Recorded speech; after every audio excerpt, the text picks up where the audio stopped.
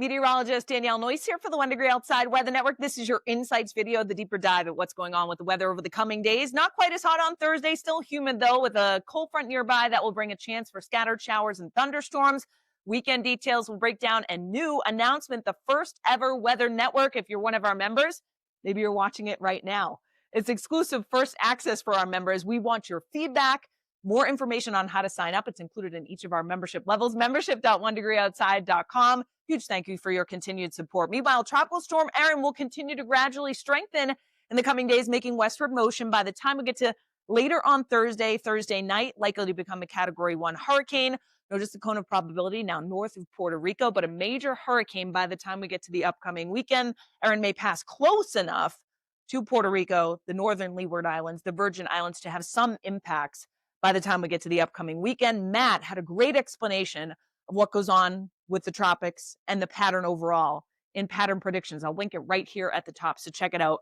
The next 2 weeks of weather. Across the nation, there'll be some showers and thunderstorms down to our south through the mid-Atlantic and the Carolinas during the day tomorrow too. An elevated risk for some localized flash flooding potential all the way from the southeastern United States and admittedly here at home too, with some of the downpours and thunderstorms that crop up. It's a low risk, but there may be some localized flooding that does occur in any of the thunderstorms that do develop tomorrow. Weather map on Friday, new blue H, that high pressure building out of eastern Canada brings fresh new air in for us. There's another cold front slicing through the northern plains. Actually behind that, portions of the Pacific Northwest and the Intermountain West are actually going to get some nice relief, a little cool down after some of the record-breaking heat that they've had. Eventually, some of this cooler air and the air up in Canada will be ours, but notice out ahead of it, there's a lot of heat across the country, actually some extreme heat risk down across the southeastern United States the next couple of days, and we'll get back into some of the heat, but only briefly by the time we get to Sunday. So cold front tomorrow in the morning, we're waking up to some low clouds, patchy fog. Notice no storms though, but as early as midday, we're going to see some of those cumulus clouds start to build. So let's put you on guard tomorrow, particularly from noon to 8 p.m. for our Thursday. Notice the action that starts to crop up. Some brief heavy downpours, obviously in any thunderstorms that develop, lightning and potential. Notice who's removed, us in northern New England. We actually get some of the drier air already to come in. So the risk tomorrow for Thursday is central, eastern, southern New England for some scattered thunderstorms to develop. Brief gusty wind possible. I'm not anticipating widespread severe weather, but a couple of the storms could be on the stronger side.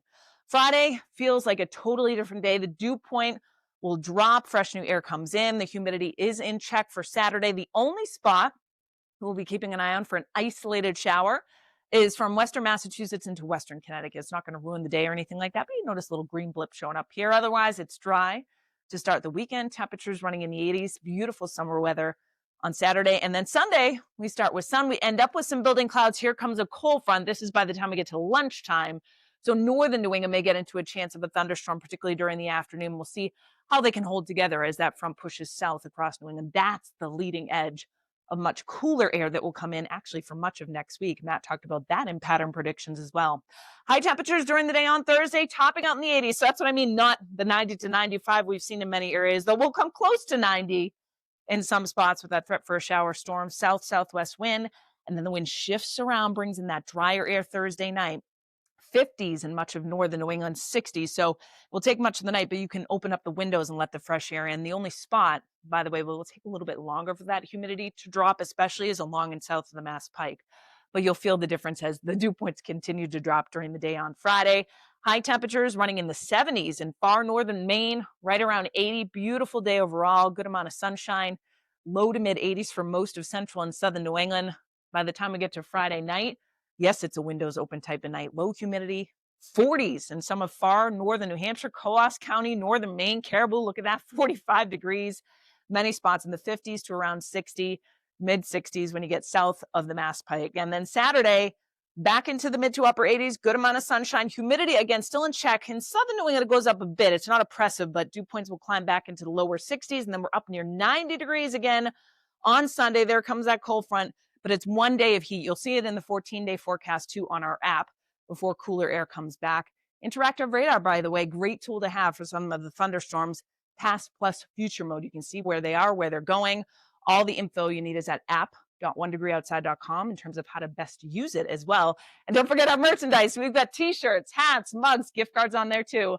All at swag.onedegreeoutside.com.